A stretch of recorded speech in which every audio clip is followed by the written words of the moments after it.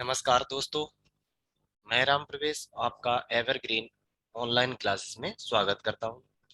हम लोग पढ़ रहे हैं आर एस अग्रवाल की सॉल्यूशन कर रहे थे, जिसमें हम नंबर सिस्टम कंप्लीट कर चुके हैं और ये चल रहा था आपका एलसीएम और एचसीएफ।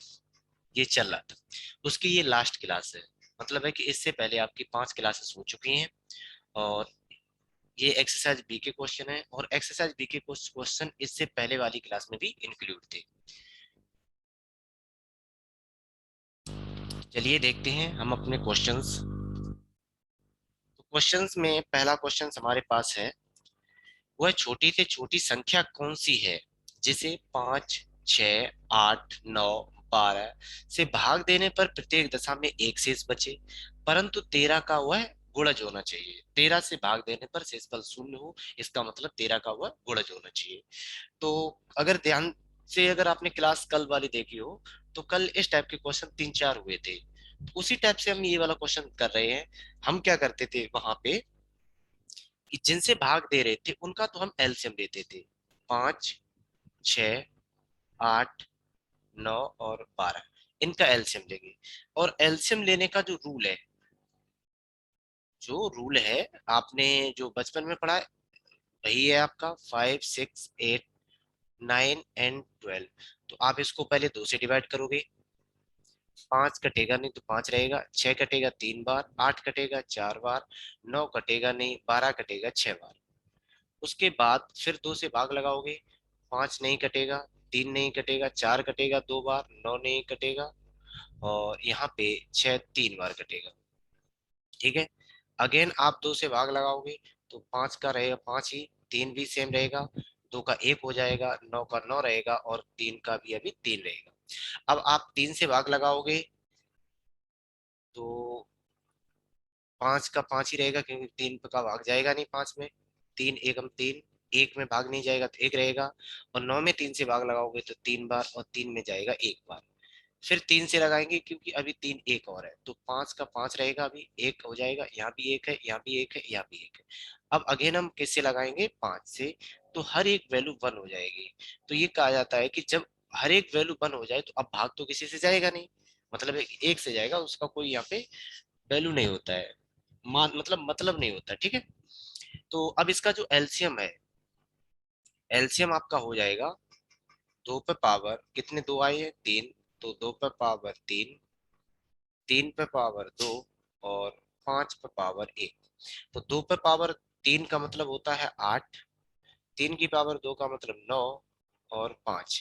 तो 8 और 5 का मल्टीप्लाई करोगे 40 और 9 का मल्टीप्लाई करोगे तो 360। एलसीएम तो इतना आएगा। अब इनका एलसीएम आपका 360 है।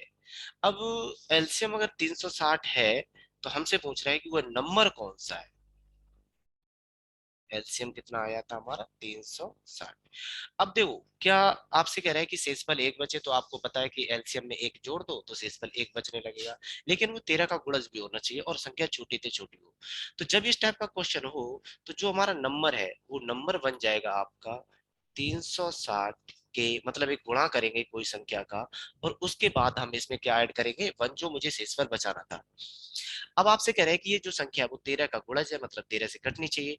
तो इसका मतलब है कि उसमें 13 का भाग भी जाएगा। तो 13 का भाग दोगे तो 360 के प्लस 1, इसमें हम 13 का भाग देंगे। 13 का भाग लगाओगे तो जाएगा 13 दूनी 26, बचा कितना? 10 और ये जीरो 100। 13 पंजे 65, 13 छह 78, 13 सात 91, 91। कितना बचा यहाँ पे? 9 के प्लस 1, इतना बचा। अब आपको के का वैल्यू ऐसा मान पुट अप करना पड़ेगा, जो नीचे वैल्यू बन के आई है 9 के प्लस 1, ये आपकी 13 से डिविजिबल होनी चाहिए। तो कंडीशन ये है कि 13 के टेबल में यूनिट डिजिट कहाँ पे मिलता है? सिर्फ और सिर्फ आपको 91 में। तो आपको 91 बनाना है, 91 बनाना है, तो यहाँ पे जो के है उसका वैल्यू मुझे 10 पुट अप करना पड़ेगा। तो 90 और 90 एक 91, ये बन जाएगा। इसका मतलब ये हुआ कि यहाँ पे जो के है, जो आपने के का वैल्यू यहाँ पे पुट करना है, वो के आपका कितना है? 10 है। अब अगर 10 है तो ये वैल्यू आपने जो नंबर बनाया था उसमें वैल्यू पुट कर देंगे और हमारा आंसर आ जाएगा। तो जो हमारा आंसर मीन्स एन है वो हो जाएगा 360 गुणे 10+1, तो वैल्यू हो जाएगी 3601। क्लियर है? बात समझ में आ गई होगी, क्योंकि इस टाइप का क्वेश्चन हम कल कर चुके हैं बहुत से। ठीक है, अगर आपको फिर भी समझ में नहीं आता तो आप उस वीडियो को देख लेना, फिर भी समझ में नहीं आ रहा तो कमेंट करते हैं, हम दोबारा इस क्वेश्चन को जरूर कराएंगे। ठीक है, चलिए नेक्स्ट क्वेश्चन देखते हैं। सेम वही क्वेश्चन, बस इसमें थोड़ा रूल चेंज हो जाएगा। रूल कुछ भी चेंज नहीं होगा, वो एलसीएम का ही रूल है आपका। अब आपसे कह रहा है कि जब हम संख्या में 3 से भाग दें, 4 से भाग दें, 5 से भाग दें, 6 से भाग दें और 8 से भाग दें, तो जो शेषफल है, शेषफल है आपके कितने? 2, 3, 4, 5, और यहाँ पे एक और होगा 7। यहाँ पे मिसप्रिंट है, लिखा नहीं गया तो 7 होगा, क्योंकि यहाँ पे नंबर कितने हैं आपके 5, और रिमाइंडर भी 5 हो गए। ठीक है, तो अब होता क्या है कि यहाँ पे जब आपने 3 से भाग दिया तो शेषफल 2, 4 से भाग दिया शेषफल 3, और 5 से भाग दिया तो शेषफल आपका 4, 6 से भाग दिया 5, 8 से भाग दिया 7। तो जो इनका डिफरेंस है वो 1 1 1 1 1 इक्वल है। तो आपको पता है कि जब ये कंडीशन होती है तो जो नंबर है वो नंबर आपका हो जाएगा 3, 4, 5, 6 और 8 का तो एलसीएम, और माइनस वो डिफरेंस जो मुझे आपने अभी देखा है कि डिफरेंस इक्वल आ रहा था, वही वाला माइनस होता है। ये तो इसका होता है। अगर हमसे सिर्फ ये पूछा जाए कि वो छोटा से छोटा नंबर कौन सा है, मतलब यहाँ पे ये 17 की कंडीशन न लगाए। अब वो ये कह रहा है कि 17 का गुणज भी होना चाहिए, लघुत्तम गुणज। तो जो अभी किया था सेम वही करेंगे। अभी हम करेंगे क्या कि 3, 4, 5, 6 और 8 का एलसीएम लेंगे। तो एलसीएम अब हम डायरेक्ट लिखने वाले हैं, क्योंकि हमने कल इसकी टाइप के क्वेश्चन बहुत से किए हैं। ठीक है, तो इसका डायरेक्ट एलसीएम लोगे तो 2 का सबसे बड़ा गुणज कौन है? 8। 3 का सबसे बड़ा गुणज कौन है? खुद 3, और है आपका 5। तो 8 पंजे 40, 4 3 12, 120, तो एलसीएम कितना आएगा? 120। तो जो नंबर है वो नंबर बनेगा आपका 120 के -1। ध्यान रखना, यहाँ वहां पे शेषफल बचाते थे, ऐड करते थे, यहाँ पे जो हमारा डिफरेंस है वो माइनस करते थे, इसलिए हमने माइनस किया। अब जो एन है वो आपका किससे डिविजिबल होना चाहिए? 17 से। तो 120 के -1, ये संख्या आपकी 17 से पूर्णतः विभाजित होगी, ये आपसे कह रहा है, होनी चाहिए, ऐसी तो संख्या चाहिए। तो 17 सत्ते 119, तो बचा कितना? के -1। कितना बचा आपका? 17, ठीक है। के -1। अब आपसे कह रहे हैं कि जो के है उसका वैल्यू फाइंड आउट करना है, उसका वैल्यू फाइंड आउट करना है जब इसका मान यहाँ पे वैल्यू पुटअप करने से 17 का डिविजिबल बन जाए। तो एक चीज बताओ, यहाँ पे पूरा कटना चाहिए, तो अगर हम के का वैल्यू 1 पुट कर दे तो 1 - 1 0 पूरा हो जाएगा। 1 - 1 0, तो ये पूरा पूरा शेषफल 0 हो गया। तो इसका मतलब है कि के का वैल्यू यहाँ पे 1 पुट कर दो। जब 1 पुट करोगे तो यहाँ पे वैल्यू बन जाएगी आपकी 120 -1, और इक्वल हो जाएगा 119 की। ठीक है, तो आंसर हमारा कितना हो जाएगा? 119 हो जाएगा। बस देखो, अब आप कहो कि यहाँ पे कुछ भी वैल्यू पुट कर सकते हो, कुछ का मतलब नहीं है। यहाँ पे मुझे ये पूरा नंबर डिविजिबल होना चाहिए, और आपको पता है कि 0 है वो आपका हर एक नंबर से डिविजिबल है, तो 17 से भी डिविजिबल है। बस यही कंडीशन हमने यहाँ पे बना दी, और कुछ भी नहीं किया। ठीक है, चलिए नेक्स्ट क्वेश्चन देखते हैं। नेक्स्ट क्वेश्चन में लिखा है 141, 186 और 231 को किस बड़ी से बड़ी संख्या से विभक्त करें कि प्रत्येक दशा में समान शेष बचे। अब जब बात समान शेष की होती है तो आपको पता है कि उस केस में मान लो कि आप एक्स, वाई और जेड में भाग दे रहे हो, और संख्या भाग देने के बाद शेषफल कैसा आ रहा है? समान आ रहा है। तो आप क्या करते थे, यहाँ पे इसका जो रूल है, हम तीनों नंबर का आपस में डिफरेंस करते थे, वाई -जेड और जेड -एक्स।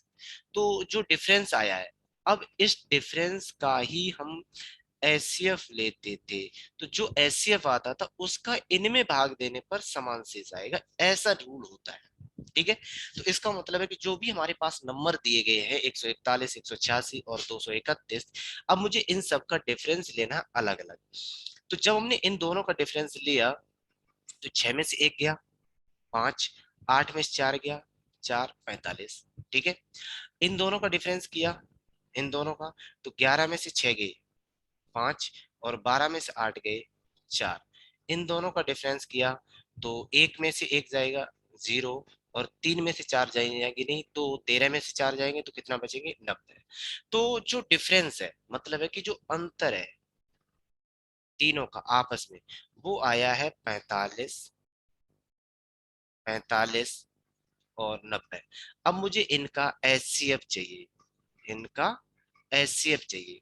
तो जब इनका एचसीएफ चाहिए तो एचसीएफ का मतलब होता है जो सबसे बड़ा कॉमन नंबर हो। तो यहाँ भी 45 है, यहाँ भी 45 है, और यहाँ भी 45 है।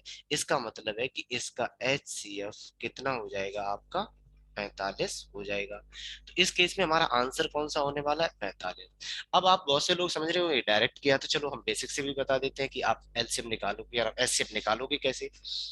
आप क्या करोगे कि एक संख्या उठाओगे इसमें से और दूसरी संख्या में भाग दे दो।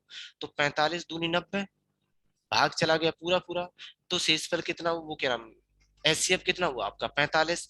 अब जो आया है एचसीएफ उससे बची हुई संख्या में भी भाग दे दो मिस 45 में, तो फिर एक बार जाएगा और शेषफल कितना बचा 0। अब हमारे पास कोई भी नंबर नहीं बचे, तो जिससे हमने लास्ट में भाग दिया था, मतलब है कि हमारा लास्ट डिवाइजर, अंतिम भाजक जो होता है वही आपका एचसीएफ होता है।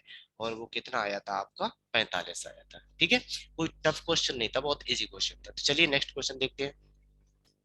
नेक्स्ट क्वेश्चन में दिया है सेम वही क्वेश्चन, सेम वही क्वेश्चन, वैल्यू बड़ी है। तो उम्मीद करते हैं कि पहले आप ये करेंगे कि इस वीडियो को थोड़ी देर के लिए पॉज करें और इसको निकालने की कोशिश करें। ठीक है, तो उम्मीद करते हैं कि आपने ये क्वेश्चन किया होगा। तो चलिए हम लोग देखते हैं इसका आंसर क्या आने वाला है। नंबर है आपका 227037396677। तो फर्स्ट ऑफ ऑल तो हम पहले दो का डिफरेंस कर रहे हैं, तो इन दोनों का डिफरेंस कर रहे हैं, तो 9 में से 0 जाएगा 9 बचेगा, 13 में से 7 जाएंगे 6 बचेंगे, और यहाँ बचे थे 6, तो 6 में से 2 जाएंगे तो बचेंगे आपके 4। ठीक है, अब इन दोनों का डिफरेंस देखेंगे तो 7 में से 9 जाएंगे नहीं, तो यहाँ 17 है, 17 में से 9 जाएंगे तो बचेंगे आपके 8। यहाँ पे बचा कितना 16, 16 बनाए हैं। ठीक है, 6, 6 में से 3 गया, बचा कितना आपका 3, और यहाँ कितना बचा था आपका 6 अभी भी है, तो 16 में से 7 जाएंगे, 16 में से 7 जाएंगे तो कितने बचेंगे आपके 9, और यहाँ बचे थे आपके 5, 5 में से 3 जाएंगे तो बचेंगे कितने आपके 2। ठीक है, चलिए एक बार डिफरेंस कैलकुलेटर से भी कर लेते हैं, शायद कहीं एरर ना आ जाए। तो पहला था आपका 3739 माइनस 2270, तो 1469। ठीक है, यहाँ पे डिफरेंस आएगा आपका 1469, और यहाँ पे 6677 माइनस 3739, इसका डिफरेंस आएगा 2938। सही है, और लास्ट में एक डिफरेंस होना चाहिए अगेन 6677 माइनस 2270। ठीक है, तो यहाँ पे आएगा 4407। तो इन दोनों का डिफरेंस आएगा आपका 4407। तो जो रेड कलर में नंबर लिखे हैं मतलब कि जो हमने डिफरेंस लिखा है वो चीज उठानी है। ठीक है, तो पहला डिफरेंस आया था आपका 1469, दूसरा था आपका 2938, और लास्ट आपका था 4407। इनका आपको एचसीएफ लेना है। ठीक है, तो एचसीएफ लेना है तो एक एक करके एचसीएफ ले रहे हैं। तो हम लोग क्या कर रहे हैं कि 14 का भाग लगा रहे हैं पहले 2938 में, 2938 में, तो 1469 का भाग लगा रहे हैं 2938 में, तो जाएगा ये दो बार, तो 2 9 18, एक, 2 6 12, एक 13, 2 4 8 1 9, और 2 1 2, पूरा कट गया। तो अभी आपका जो एचसीएफ का काम कौन करेगा 1469, लेकिन अभी हमारे पास एक और नंबर है, तो उसी 1469 से भाग दे दो 4407 में। ठीक है, तो कितनी बार जाएगा 3 बार, तो 3 9 27, बचा कितना 2, 3 6 18, 2 20, बचा कितना, 2, 3 4 12, 2 14, एक, 3 एकम 3 और एक 4, यहाँ भी शेषफल कितना हुआ, 0। क्या अभी और नंबर नहीं है? तो जो हमारा अंतिम भाजक है या लास्ट डिवाइजर है, अंतिम भाजक, ठीक है, वही आपका काम करेगा एचसीएफ का। तो एचसीएफ हमारा उस केस में हो जाएगा 1469, ठीक है। और इससे अगर इनमें भाग दोगे 2270, 3739 और 6677, तो जो शेषफल आएगा वो आपका समान आएगा। तो इस केस में हमारा आंसर कितना हो जाएगा, 1469 हो जाएगा। उम्मीद करते हैं ये क्वेश्चन आपको समझ में आ गया। तो चलिए नेक्स्ट क्वेश्चन देखते हैं। नेक्स्ट क्वेश्चन में दिया है कि क्या नाम 6 से पूर्णतया विभक्त होने वाली 3 अंकों की संख्या कितनी है? 6 से विभक्त होने वाली 3 अंकों की। तो इस क्वेश्चन को थोड़ा ध्यान देखो कि 3 अंकों की शुरुआत होती है 100 से, और 3 अंकों का अंत होता है 999 से, ठीक है। ये तो मुझे पता है। अब आपको पता करना है कि इन्हीं के बीच में 6 से कटने वाली संख्याएं कितनी है। तो चलिए देखते हैं। पहले हम 6 का भाग लगाएंगे 100 में, और इधर 6 का भाग लगाएंगे हम 999 में। तो 6 का भाग लगाओगे तो 6 कम 6, 4, 0, नीचे आएगा ये वाला पार्ट। तो 6 6 36, बचा कितना, 4, ठीक है। अब इसमें लगा दो, 6 कम 6, बचा कितना, 3, 9 नीचे आएगा, 6 6 36, बचा कितना आपका, 3, 9 नीचे आएगा, फिर 6 6 36, फिर बचा कितना आपका, 3, ठीक है। अब आपको एक रूल लगाना है यहाँ पे, और वो रूल क्या है कि दो कंडीशन होती है, एक तो हमारा शेषफल घटता भी है, और इन दोनों का डिफरेंस आपका ऐड भी होता है, ठीक है। तो अगर हम इसमें 100 में से 4 माइनस कर देंगे तो आपकी वैल्यू इधर चली जाएगी, मतलब है कि हमारी जो रेंज है उससे बाहर हो जाएंगे। तो इसका मतलब है कि आप इसमें अब माइनस नहीं कर सकते, सिर्फ आप ऐड करोगे। और ऐड किया जाता है भाजक और शेषफल का डिफरेंस में, 6 - 4 बराबर 2। तो आप इसमें ऐड करोगे, तो उसके बाद हमारा जो नया नंबर बनेगा 100 के बाद आपकी 6 से कटने वाली वैल्यू कौन सी है, 102 है। अब लास्ट में देखते हैं। अब यहाँ पे शेषफल कितना बचा, 3, आप घटाओगे तो हम इन होंगे, मतलब अंदर रहेंगे। अगर आपने इसमें कुछ ऐड किया तो हम बाहर चले जाएंगे। इसका मतलब है कि यहाँ पे हम सिर्फ घटाएंगे और यहाँ पे हम सिर्फ जोड़ेंगे। बात समझ में नहीं आई? तो अब घटाएंगे, घटाता क्या है, शेषफल। तो इसमें से शेषफल हटाओगे तो वैल्यू बचेगी 996। क्लियर है यहाँ तक? ये संख्या आपकी 6 से डिविजिबल है, जो भी बनेगी। अब इनमें जो डिफरेंस चलेगा, में जो डिफरेंस चलेगा वो कितने का चलेगा, 6 का चलेगा। तो यहां से मुझे चाहिए नंबर ऑफ टर्म, मतलब कितने पद हैं। तो पदों की संख्या होती है last term minus first term divided by the common difference plus का 1। ये फॉर्मूला होता है, और इसको हम यूज कई जगह कर भी चुके हैं, ठीक है। और जो नहीं पता जिन लोगों को, तो आप इसको नोट डाउन भी कर सकते हो, ठीक है। तो अब करना क्या है कि सिर्फ इसमें वैल्यू पुटअप करनी है। अब इसमें वैल्यू पुटअप करनी है, तो इस सीरीज का लास्ट नंबर है आपका 996, फर्स्ट नंबर है आपका 102, और डिफरेंस चलेगा 6 का प्लस का 1। तो इसको हम डायरेक्ट सॉल्व कर रहे हैं, कैलकुलेटर लगा रहे हैं। आप इसको तब तक, जब तक हम इसको सॉल्व कर रहे हैं तब तक आप अपने पेन और कॉपी से यूज करके सॉल्व करके देख लें। 996 माइनस 102 डिविजिबल बाई 6, ठीक है। तो यहाँ पे जो वैल्यू आई वो वैल्यू बनी है हमारी 149 plus 1, that is equal to 150, ठीक है। तो यहाँ से मतलब है कि 6 से कटने वाली 3 अंकों की टोटल ऐसी 150 संख्याएं हैं जो 6 से कटेंगी और 3 अंकों की हैं। उम्मीद करते हैं अब ये क्वेश्चन आपको समझ में आ गया होगा। तो चलिए नेक्स्ट क्वेश्चन देखिए। नेक्स्ट क्वेश्चन में दिया है 2 अंकों वाली दो संख्याओं का गुणनफल 2028 है, इनका महत्तम समावर्तक 13 है, तो संख्याएं ज्ञात करो।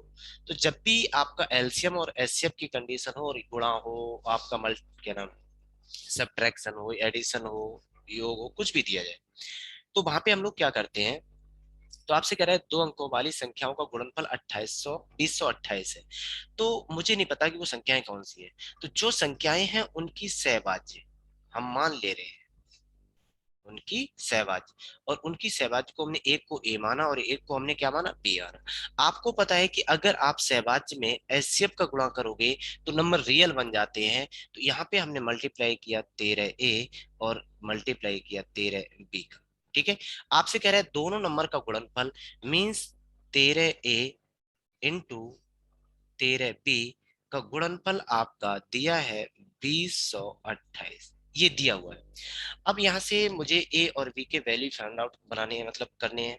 तो यहाँ से ए इंटू बी तो रहेगा, और 13 गुणे 13 यहाँ पे आएंगे, तो 2028 डिवाइडेड बाई 13 गुणे 13। ठीक है, तो यहाँ भी हम डायरेक्ट कैलकुलेटर लगा रहे हैं, आप थोड़ा कैलकुलेशन करना है इसको। 2028 डिवाइडेड बाई 169, तो वैल्यू आएगी 12। ठीक है, आप कॉपी से करके देख लेना इसकी वैल्यू कितनी आएगी, 12 आएगी।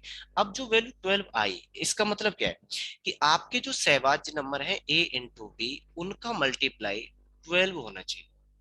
पर आपको नहीं पता है कि वो सहभाज्य में हमारे रियल में है क्या। तो जितनी भी पॉसिबिलिटी है वो सब बना लो पहले।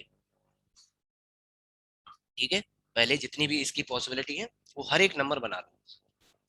तो पहली इसकी पॉसिबिलिटी है 1 इंटू 12, ये भी आपका 12 देगा। 2 इंटू 6, ये भी 12 देगा।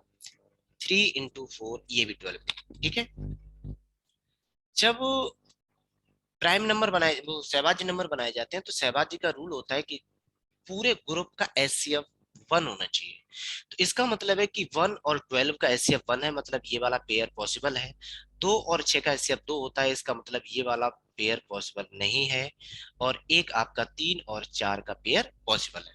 अब इसका मतलब है कि जो सहभाज्य है, मतलब है कि जो ए और बी है, या तो आपका 1 और 12 होगा, या तो आपका 3 और 4 होगा। ठीक है, मतलब है कि इन दोनों में से एक ही पेयर आपका बनने वाला है।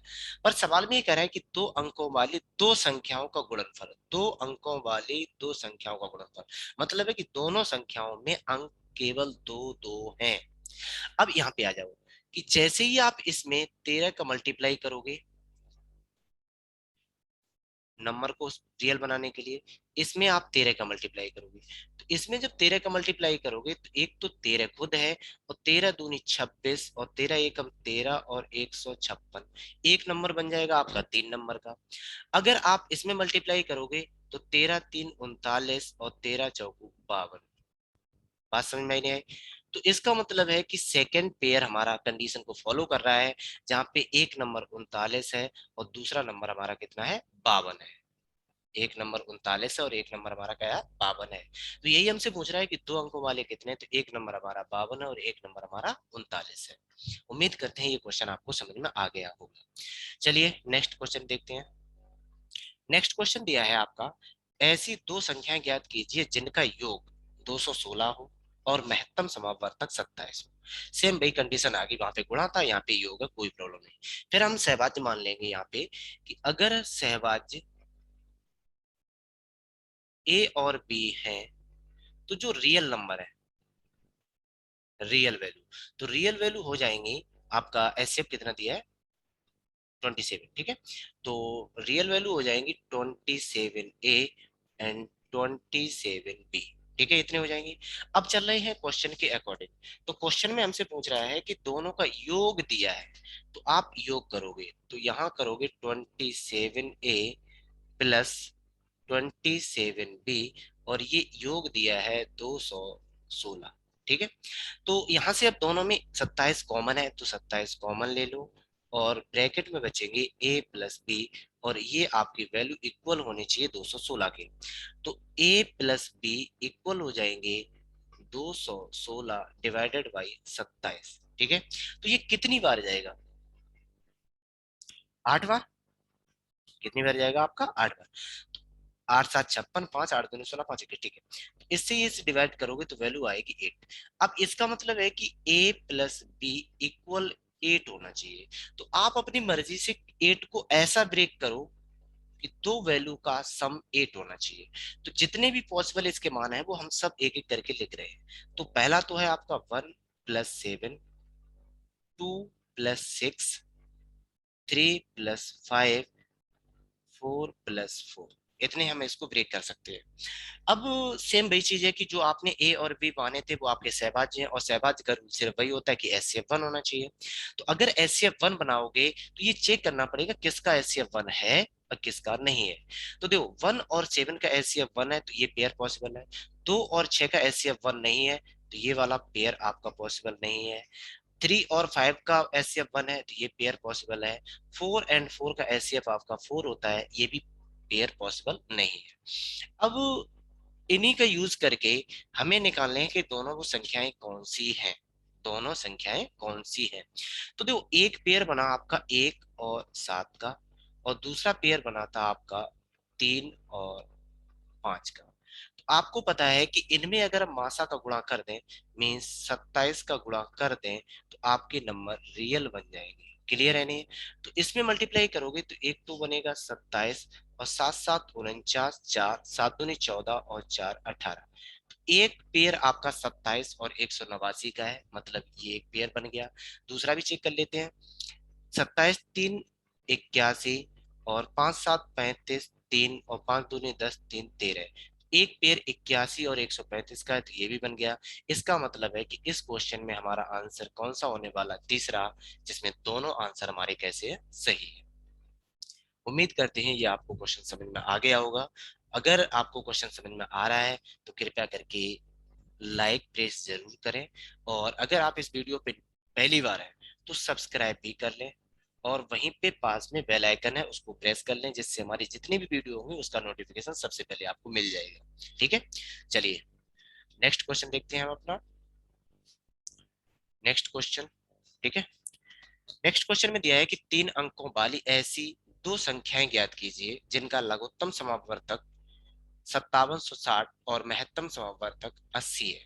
ठीक है, तो यहाँ पे एक रूल होता है, और रूल हमने पुराने में लिखाया भी है, फिर वहीं पे हम केवल रूल लिखा रहे हैं, इसको पूरा प्रूफ नहीं करेंगे। ठीक है, तो रूल क्या होता है, जो एलसीएम होता है किसी भी नंबर का, तो एलसीएम इक्वल होता है सहभाज्य का एलसीएम,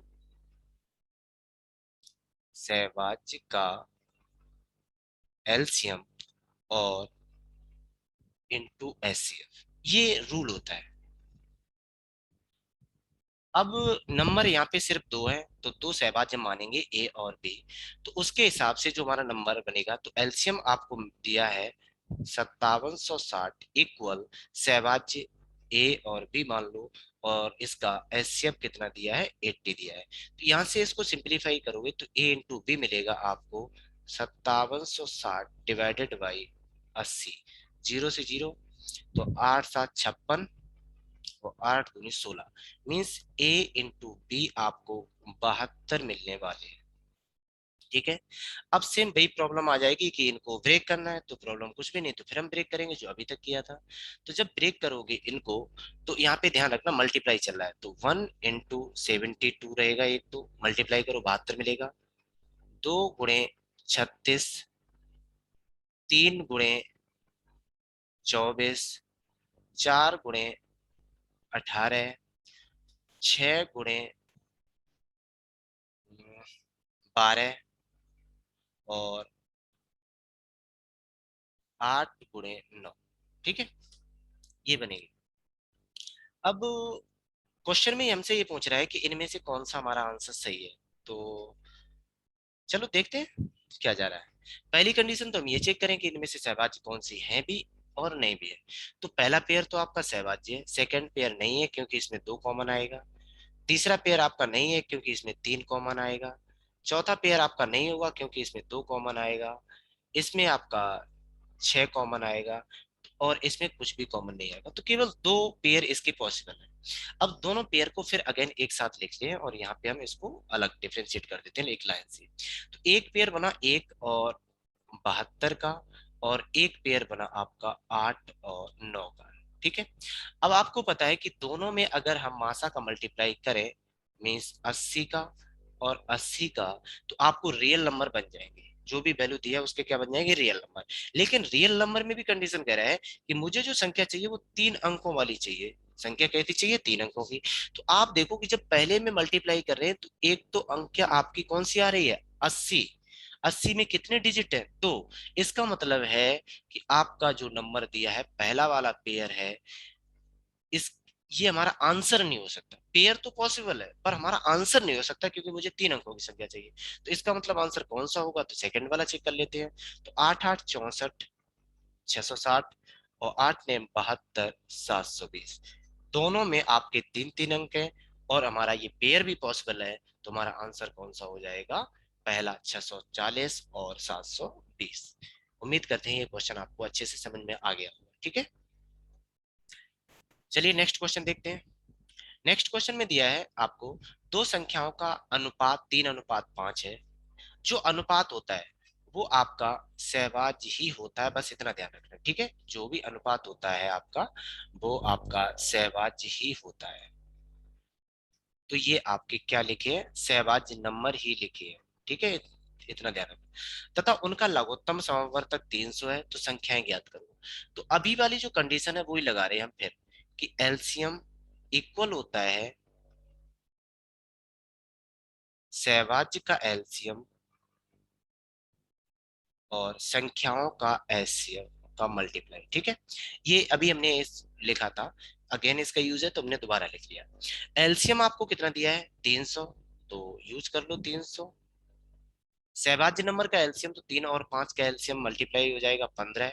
एचसीएम मुझे नहीं दिया तो उसको हमने मान लिया यहाँ पे कैपिटल एच। ठीक है, तो आपसे पूछ रहा है कुछ संख्याएं ज्ञात करो, कोई बात नहीं। तो यहाँ से ए और बी तो आपकी जरूरत नहीं, क्योंकि वो तो मान दिया ही है। एच का वैल्यू फाइंड आउट करना है। तो जो एच होगा वो एच इक्वल हो जाएगा 300 डिवाइडेड बाई 15 मीन्स 20। तो इसका मतलब है कि जो आपका एचसीएफ है वो आपका 20 है। अब अगर एचसीएफ मिल गया, सहभाज्य संख्याएं मिल गई, तो आपको रियल बनाने हैं। तो 3 अनुपात 5 में मल्टीप्लाई किसका हो जाएगा? 20 का। तो वैल्यू बन जाएगी 60 और 100। ठीक है, हमने इसके ऑप्शन नहीं लिखे हैं, तो हमारा जो भी ऑप्शन लिखा वो हमारा कैसा है? सही है। चलिए नेक्स्ट क्वेश्चन देखते हैं। नेक्स्ट क्वेश्चन में दिया है कि एक खोखले वर्ग के रूप में कम से कम कितने लड़कों को खड़ा किया जा सकता है कि प्रत्येक वर्ग की भुजा 12 15 18 लड़कों से बनाई जा सके। यदि यह वर्ग ठोस हो तो कम से कम लड़कों की संख्या कितनी होगी? ठीक है, देखो ऐसा होता है, आप वर्ग बनाओगे, जैसे हम कह रहे हैं कि आपने वर्ग बनाया, तो एक 12 12 का वर्ग बनाया। यहाँ 12 कैंडिडेट है एक एक लाइन में। एक वर्ग बनाया जिसमें आपके 15 15 कैंडिडेट है हर लाइन में, क्योंकि वर्ग बनेगा तो भुजा साइड मतलब बराबर होती है। अगर आपने 18 18 का बनाया, तब भी आपके कैसे कैंडिडेट है? पूरा वर्ग बनता है। तो हमसे पूछ रहा है ऐसे बन जाए। अगर आपने 12 12 का बनाया तब भी आपके पूरा वर्ग बन गए, मतलब पूरे वर्ग में आ गए। 15 15 का बनाया तब भी आपके पूरे बच्चे यूज हो गए। 18 18 का बना रहे तब भी आपके पूरे बच्चे यूज हो रहे। तो आपसे पूछ रहा मिनिमम ऐसे कैंडिडेट कितने हैं? तो आपको एलसीएम निकालना है। ठीक है, क्या निकालना है आपको? एलसीएम। तो 12 15 और 18 का आपको एलसीएम लेना है। तो जब एलसीएम लोगे तो यहाँ पे वैल्यू कितनी आएगी वो चीज निकालो। तो 2 से डिवाइड करोगे 6, 15 रहेगा आपका 9 रहेगा। फिर यहाँ पे 2 से डिविजिबल है, तो यहाँ पे कितना होगा? 3, 15 और 9 रहेगा। अब 3 से डिवाइड हो जाएगा, तो 3 से होगा। एक चीज इसमें पहले एक चीज देख ले,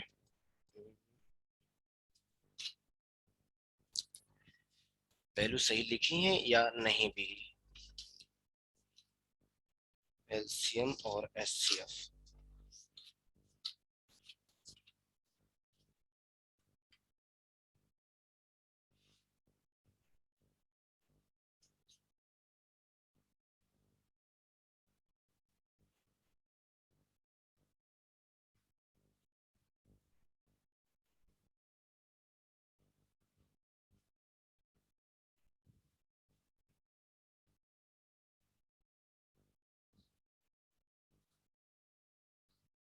ठीक है वैल्यू सही है। चलो, अब इसका एलसीएम दिया, तो एलसीएम यहाँ पे हमने,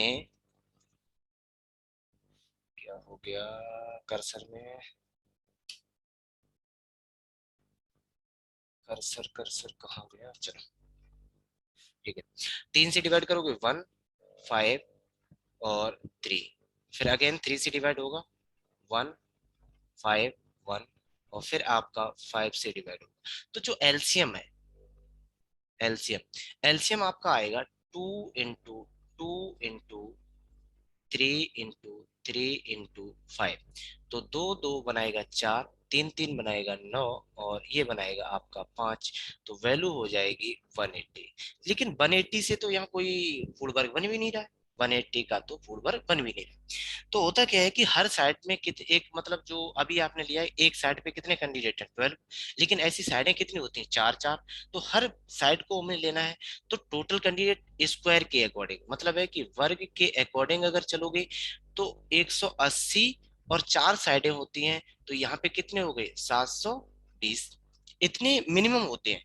लेकिन मुझे कह रहा है कि मुझे अब पूर्ण वर्ग बनाना है, मुझे अब पूर्ण वर्ग बनाना है। पूर्ण वर्ग बनाने के लिए आप क्या करोगे, इनका पेयर बनाओगे। तो पेयर बनाने की सेम वही कंडीशन जो अभी तक हम करते आए हैं, ठीक है। तो इस यहाँ पे इसको थोड़ा अलग करेंगे अब। पहला काम देखो, सुनो, पहले हमने क्या किया, 12 15 18 का एलसीएम दिया तो कितना आया 180। लेकिन 180 जो है, आपको पता है जब हमने एक साइड पे कैंडिडेट खड़ी की तब की बात कर रहा है।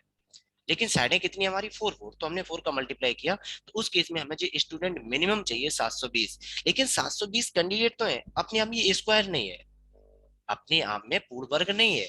तो पूर्ण वर्ग बनाने की कंडीशन आपको पता है, वही चीज हम यहाँ पे लगाने वाले हैं। तो 720 के गुणनखंड तोड़ोगे तो 2 से तोड़ोगे, तो 2 से तोड़ोगे तो कितने मिलेंगे आपको 360, फिर 2 से ब्रेक होगा 180, फिर 2 से ब्रेक होगा 90, फिर 2 से ब्रेक होगा 45, फिर 3 से ब्रेक होगा 15, 3 से ब्रेक होगा 5 और 5 से ब्रेक होगा 1, ठीक है। अब जब मल्टीप्लाई करो, मतलब वर्ग बनाओगे, स्क्वायर बनाओगे या कंप्लीट स्क्वायर बनाओगे, पूर्ण वर्ग बनाओगे, तो पेयर बनने चाहिए। तो 2 का पेयर बन गया, ये भी 2 का पेयर बन गया, ये 3 का पेयर बन गया, पर 5 का पेयर नहीं बना। तो जिसका पेयर नहीं बना उतना ही मल्टीप्लाई करके आप पेयर बना लो, उतना ही मल्टीप्लाई करके आप पेयर बना लो, बस। तो इसका मतलब है कि पहले तो हमारे पास 720 थे, आपने 5 का मल्टीप्लाई और किया, तो अब वैल्यू हो जाएगी आपकी 3600। तो इसका मतलब है कि अगर आप 12 12 खड़े करो, चाहे 15 15 खड़े करो, चाहे 18 18 खड़े करो, तो 3600 जो कैंडिडेट हैं आपके पूर्ण खोखले वर्ग के रूप में खड़े हो जाएंगे, ठीक है। तो इस केस में हमारा आंसर कितना हो जाएगा 3600, ठीक है। आप अगर थोड़ा कम समझ में आया तो आप इस वीडियो को थोड़ा रिवाइंड करके भी देख सकते हैं, ठीक है। चलिए नेक्स्ट क्वेश्चन देखते हैं। नेक्स्ट क्वेश्चन में दिया है कि 3 खेत हैं जिनका क्षेत्रफल, मतलब है खेत है तो फिर पहले के हम खेत ले ही ले रहे हैं, यहाँ पे रेक्टेंगल ले ले रहे हैं। तो रेक्टेंगल लोगे तो कहाँ गया कहाँ गया, ये आ गया, ठीक है। ये है, 3 खेत हैं, तो तीनों अलग अलग कर दो। तो 1 2 3, तो एक यहाँ पे आ गया और दूसरा यहाँ पे, ठीक। अब यहाँ पे सवाल में ये कह रहा है कि तीनों का क्षेत्रफल, इसका क्षेत्रफल है 165 मीटर स्क्वायर, इसका क्षेत्रफल है आपका, इसमें भी वैल्यू एक मिसप्रिंट है तो वो भी अभी बता रहे हैं हम आपको कितनी है।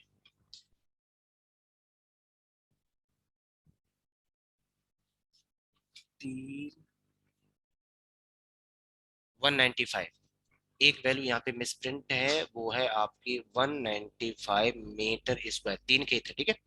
तो सेकंड वाले का है 195 मीटर स्क्वायर और लास्ट वाले का है 285 मीटर स्क्वायर। ये एरिया दिया है, मीटर स्क्वायर का मतलब एरिया दिया है। अब आपसे कह रहा है कि जो खेत है इनके अंदर आप क्यारी बनाओगे और क्यारी समान बनेगी। क्यारी कैसी बनेगी, बराबर तीनों में।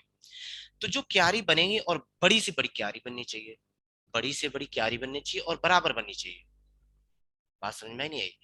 तो आप क्या करोगे कि क्यारी हमारी इस खेत से बाहर चली जाएगी, नहीं चली जाएगी, तो क्यारी इनके अंदर रहेगी तो वैल्यू छोटी होगी।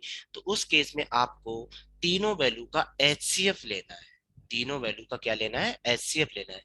तो जब एचसीएफ लोगे तो 165, 195 और 285 का एचसीएफ लेना है। तो जो प्रोसेस होती है एचसीएफ की उसी से एचसीएफ लेना है, ठीक है।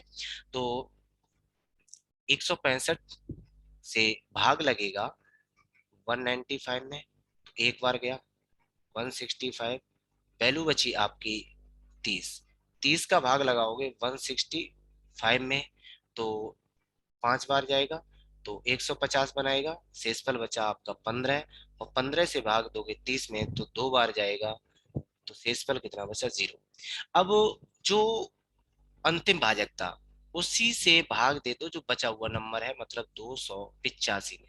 तो 15 एकम 15, बचा कितना आपका 13, 5, तो 15 निम्मा 135, यहाँ भी शेषफल कितना 0।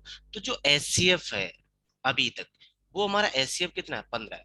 अब इस एचसीएफ का मतलब क्या है, इस एचसीएफ का सिर्फ और सिर्फ मतलब है इसके अंदर बनने वाली क्यारी वो भी आपकी एक आयताकार होगी जिसका एरिया 15 मीटर स्क्वायर आएगा। बस इतना आया अभी तक, और कुछ नहीं आया। क्लियर है यहाँ तक? अगर आपने एरिया का एचसीएफ निकाला है तो एरिया ही आएगा, जो भी वैल्यू आएगी वो एरिया ही होगी, ठीक है। अगर आप साइड का निकालते तो साइड आती, आपने एरिया निकाला तो एरिया ही आएगा। अब जो आपका आयताकार क्यारी बनी है उसमें से कुछ दिया है, देखो आपसे कह रहा है कि प्रत्येक क्यारी की चौड़ाई 3 है। अगर ये 3 है तो ये कितनी है, तो आपको पता है एरिया बराबर होता है लंबाई गुणे चौड़ाई, और वो दिया है 15, तो x इक्वल कितना हो जाएगा 5। इसका मतलब है कि प्रत्येक क्यारी को आपको 5 मीटर लंबा रखना पड़ेगा और 3 मीटर चौड़ा रखना पड़ेगा, जिससे तीनों खेतों में क्यारियां कैसी बनेंगी, बराबर बनेंगी और बड़ी से बड़ी बनेगी। ठीक है, समझ में आ गया होगा, कोई टफ क्वेश्चन नहीं है। चलिए नेक्स्ट क्वेश्चन देखते हैं। ये क्वेश्चन नंबर सिस्टम का है, फिर भी यहाँ पे देख ले रहे। देखो क्वेश्चन में दिया है 3/4, तो 3/4 का मतलब नहीं है यार, कुछ सॉल्व नहीं कर पाओगे अगर आपने लासा लिया या कुछ भी सॉल्व किया। नीचे वाले नंबर को ऐसा ब्रेक करो अंतर ऊपर वाला मिल जाए। तो हम कर रहे हैं 3/1 गुणे 4, देख लो अंतर कितना है 3, प्लस ऊपर अंतर कितना है 5। अब स्टार्ट तो होगा 4 से, अंतर 5 का, तो कितना हो जाएगा 9। ठीक है 36 बना। सेम इसी से हर एक नंबर ब्रेक होते चले जाएंगे और लास्ट में रहेगा 19/81 गुणे 100। ये वही क्वेश्चन आ गया जो नंबर सिस्टम में हम लोगों ने किए थे।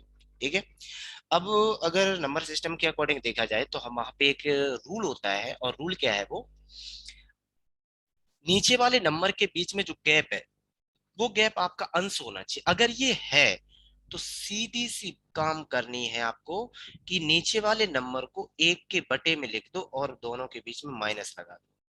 दूसरा टर्म लगाओगे तो प्लस दिया तो प्लस लगा दो।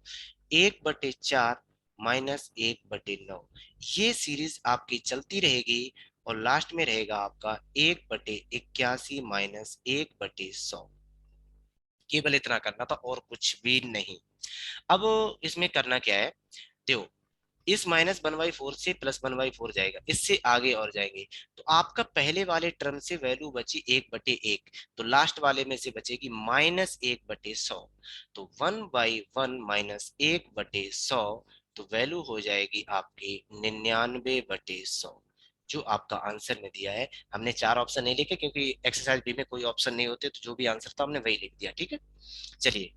हाँ, और आज तक के हमारे जितने क्वेश्चन थे वो पूरे हुए हैं। एलसीएम और एचसीएफ यहाँ पे हमारे जितने क्वेश्चन आर एस अग्रवाल में दिए वो भी हमारे फिनिश हो चुके। मीन्स हमारा आर एस अग्रवाल का एलसीएम और एचसीएफ, एलसीएम और एचसीएफ आपका एंड हो चुका है।